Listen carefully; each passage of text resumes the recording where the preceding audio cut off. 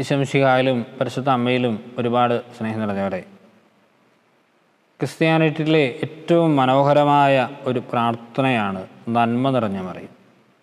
കുഞ്ഞുനാളിൽ നമ്മളൊക്കെ ആദ്യമായിട്ട് പഠിക്കുന്ന ഒരു പ്രാർത്ഥന നന്മ നിറഞ്ഞ മറിയം. നന്മ നിറഞ്ഞ മറിയം ചെല്ലുക നമുക്ക് ഒത്തിരി ഇഷ്ടമാണ്. ഇതിൻ്റെ അർത്ഥം മനസ്സിലാക്കിക്കൊണ്ട് നമ്മൾ ചെല്ലുന്നത് ഇപ്പോഴും ഒത്തിരി നല്ലതാണ്. എന്താണ് നമ്മൾ ഇതിലൂടെ ചെല്ലുന്നത്? ശരിക്കും ഈ നന്മ നിറഞ്ഞ മറിയം, അതായത് ജപമാല ചെല്ലുന്നതിനെ എതിർക്കുന്ന ഒരുപാട് മനുഷ്യരുണ്ട്. കത്തോലിക്കർ പോലും പറയുന്ന ഒരു കാര്യമാണ്, എന്തിനാണ് ഇത്രയും തവണ ഇതിങ്ങനെ ഏറ്റുചൊല്ലുന്നത്? നമുക്കറിയാം, ഒരു സമ്പൂർണ്ണ ജപമാല ഇപ്പോൾ 203 മണി ജപമാണ്. എന്തിനാണ് ഇത്ര തവണ ഇങ്ങനെ ഒരേ പ്രാർത്ഥന തന്നെ ചെല്ലുന്നത് എന്നുള്ള സംശയം നമുക്കെല്ലാവർക്കും വരാം. ഒരു പക്ഷേ എന്തുകൊണ്ടായിരിക്കാം ഇങ്ങനെ? ഒരു തവണ പ്രാർത്ഥിച്ചാൽ പോരെ? ഇങ്ങനെയുള്ള എത്രയോ സംശയങ്ങൾ നമുക്ക് അനുദിനം നമ്മൾ കേൾക്കുന്നുണ്ടാവും. നമുക്ക് തന്നെ ഉള്ളിൽ സംശയമുണ്ടാവും. അതിനു മുമ്പായി നമ്മൾ മനസ്സിലാക്കേണ്ട ഒരു കാര്യം, ദൈവവചനം അതെത്ര തവണ പറഞ്ഞാലും അനുഗ്രഹപ്രദമാണ്. ഇതൊരു അടിസ്ഥാനപരമായൊരു ബോധ്യമായി നമ്മുടെ ഉള്ളിൽ വേണം. ദൈവവചനം എപ്പോഴും ഏറ്റുപറയുന്നത് അത് എത്ര തവണ ഏറ്റുപറഞ്ഞാലും അത് അനുഗ്രഹപ്രദമാണ്. അതായത് ഈ നന്മ നിറഞ്ഞ മറിയുന്ന പ്രാർത്ഥനയിൽ പരിപൂർണമായിട്ടും വിശുദ്ധ ഗ്രന്ഥത്തിൻ്റെ വാക്യങ്ങൾ മാത്രമേ ഉള്ളൂ എന്ന് നമ്മൾ മനസ്സിലാക്കണം. അതുകൊണ്ടാണ് ഞാൻ പറഞ്ഞത്, ഈ ദൈവവചനമാണിത്. പരിശുദ്ധ അമ്മയെ നമുക്ക് ധ്യാനിക്കാം, നന്മ നിറഞ്ഞ മറിയം ധ്യാനിക്കാം. അപ്പോൾ നമുക്ക് മനസ്സിലാകും ഇതിൻ്റെ ഓരോ പ്രാർത്ഥനയും ദൈവവചനത്തിൽ അധിഷ്ഠിതമായതാണ്. ദൈവവചനം തന്നെയാണ് നമ്മൾ ഏറ്റു പറഞ്ഞുകൊണ്ടിരിക്കുന്നത്. അതുകൊണ്ടാണ് ഈ പ്രാർത്ഥന അത്രമാത്രം ഫലവത്താകുന്നത്. പിശാചിനെ ബഹിഷ്കരിക്കുന്ന വൈദികരൊക്കെ സ്ഥിരം പറയുന്ന ഒരു കാര്യമാണ്, ഏറ്റവും ഫലപ്രദമായൊരു പ്രാർത്ഥനയാണ് എക്സോസിസിൽ നന്മ നിറഞ്ഞ മറിയം ചൊല്ലി പ്രാർത്ഥിക്കുക. കാരണം പിശാചുകൾക്ക് പേടിയാണ്.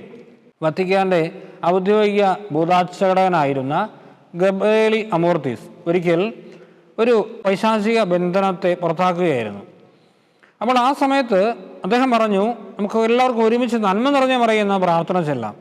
ഈ സമയത്ത് പിശാചുവാദൻ അലറി വിളിക്കുന്നതായിട്ടാണ് ഈ അച്ഛൻ പിന്നീട് രേഖപ്പെടുത്തിയത്. നിങ്ങൾ ആ പ്രാർത്ഥനയിൽ നിൽക്കൂ, ഓരോ തവണ ആ പ്രാർത്ഥന ചെല്ലുമ്പോഴും എൻ്റെ തലയിൽ ആണി കൊണ്ട് അടിക്കുന്നതിന് തുല്യം വേദന ഞാൻ അനുഭവിക്കുന്നുണ്ട്. അതുകൊണ്ടാണ് പ്രിയപ്പെട്ടവരെ, നന്മ നിറഞ്ഞ മറിയം ഇത്രമാത്രം പവർഫുള്ളാണ്. അത് ഞാൻ പറഞ്ഞതുപോലെ ദൈവവചനത്തിൽ അടിസ്ഥാനപ്പെടുത്തിയതാണ്. ആദ്യത്തെ വാക്ക് തന്നെ നന്മ നിറഞ്ഞ മറിയമേ സ്വസ്തി. ലൂക്കായുടെ സുവിശേഷം 1-ാം അധ്യായം 28-ാം വാക്യമാണ്. നന്മ നിറഞ്ഞ മറിയമേ നിനക്ക് സ്വസ്തി. നമുക്കറിയാം, ഇത് ഗബ്രിയേൽ ദൂതനാണ് പരിശുദ്ധ അമ്മയോട് പറയുന്നത്.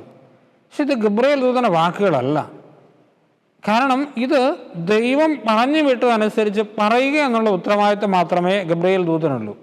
അങ്ങനെ വരുമ്പോൾ ഇത് ദൈവപിതാവിൻ്റെ വചനങ്ങളാണ്. നന്മ നിറഞ്ഞ മറിയമേ സ്വസ്തി. വീണ്ടും കർത്താവ് അങ്ങയുടെ കൂടെ. ലൂക്കായുടെ സുവിശേഷം 1-ാം അധ്യായം 28-ാം വാക്യമാണ്, കർത്താവ് നിന്നോടുകൂടെ. കർത്താവ് നിന്നോടുകൂടെ എന്നുള്ള വാക്ക് പഴയ നിയമത്തിൽ നമ്മൾ കാണുന്നുണ്ട്. മോശയോടും ഗിദെയോനോടും ദാവീദിനോടുമൊക്കെ പറയുന്ന ഒരു കാര്യമാണ്. പ്രവാചകന്മാരൊക്കെ പറയുന്നുണ്ട്, കർത്താവ് നിന്നോടുകൂടെ. ഇവിടെ പരിശുദ്ധ അമ്മയോടും ഇത് തന്നെയാണ് പറയുന്നത്, ദൈവം പ്രസാദിച്ചവളെ, നന്മ നിറഞ്ഞവളെ, കർത്താവ് നിന്നോടുകൂടെ. ഇനി അതിൻ്റെ അടുത്തൊരു വാക്ക്, സ്ത്രീകളിൽ നീ അനുഗ്രഹിക്കപ്പെട്ടവളാകും. ലൂക്കായുടെ സുവിശേഷം 1-ാം അധ്യായം 42-ാം വാക്യമാണ്, സ്ത്രീകളിൽ നീ അനുഗ്രഹിക്കപ്പെട്ടവളാകും. നമുക്കറിയാമല്ലോ, ഇത് എലിസബത്ത് പറഞ്ഞ ഒരു പ്രാർത്ഥനയാണ്. എലിസബത്ത് അമ്മയെ കണ്ട ഉടനെ പറഞ്ഞ ഒരു പ്രാർത്ഥനയാണ്, നീ സ്ത്രീകളിൽ അനുഗ്രഹീതയാകും. ഇതിനു മുമ്പൊരു വാക്ക് എഴുതി വെക്കുന്നുണ്ട്, എലിസബത്ത് പരിശുദ്ധാത്മാവ് നിറഞ്ഞവളായതിനു ശേഷമാണ് ഈ വാക്ക് അവൾ പറഞ്ഞത്. എലിസബത്ത് ദേഷ്യപ്പെട്ട് പറഞ്ഞതോ സങ്കടപ്പെട്ട് പറഞ്ഞതോ തിടക്കത്തിൽ പറഞ്ഞതോ ഒന്നുമല്ല. എലിസബത്ത് പരിശുദ്ധാത്മാവ് കൊണ്ട് നിറഞ്ഞപ്പോഴാണ് ഈ വാക്ക് ഉച്ചരിച്ചത്. അതായത് ഈ വാക്ക് ആരിൽ നിന്ന് വരുന്നതാണ്? പരിശുദ്ധാത്മാവിൽ നിന്ന് വരുന്നതാണ്. പരിശുദ്ധാത്മാവ് നിറഞ്ഞപ്പോഴാണ് എലിസബത്തിന് ഇങ്ങനൊരു വാക്ക്, ഇങ്ങനൊരു അഭിവാദനം അവളോട് പറയാൻ തോന്നിയത്.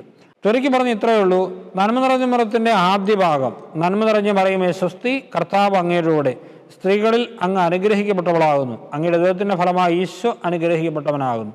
ഈ വാക്ക് പരിശുദ്ധ ത്രിത്വത്തിൻ്റെ വാക്കുകളാണ്.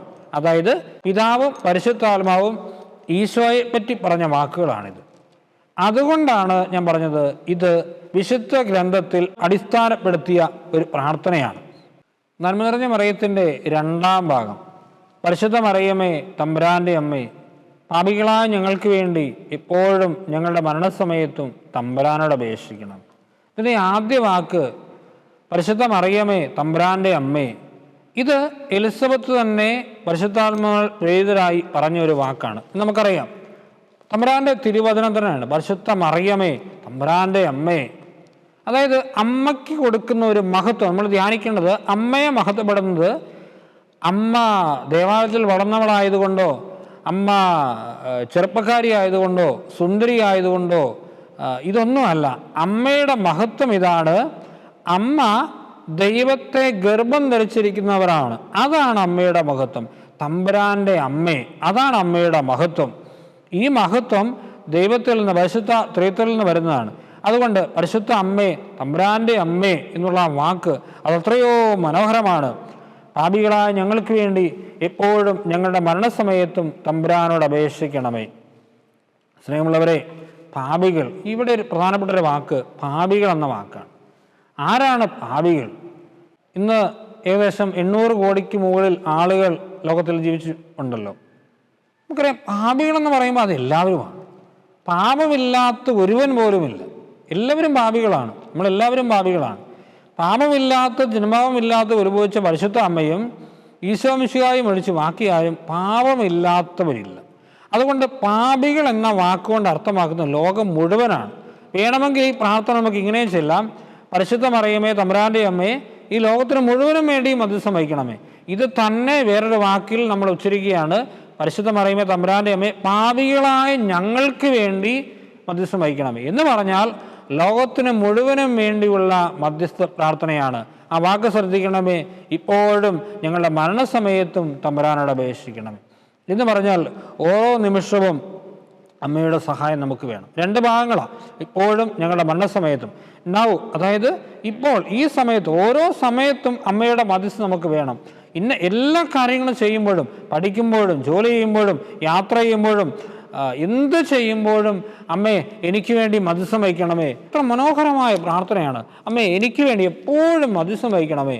നമ്മുടെ സങ്കടങ്ങളുടെ സമയത്തൊക്കെ നമ്മളിങ്ങനെ നിലവിളിക്കും. പക്ഷേ എപ്പോഴും മധ്യസ്ഥം വഹിക്കണമെന്ന് പ്രാർത്ഥിച്ച ഒരു കുഞ്ഞിനെ പരിശുദ്ധ അമ്മയ്ക്ക് ഒരിക്കലും ഉപേക്ഷിക്കാൻ പറ്റത്തില്ല.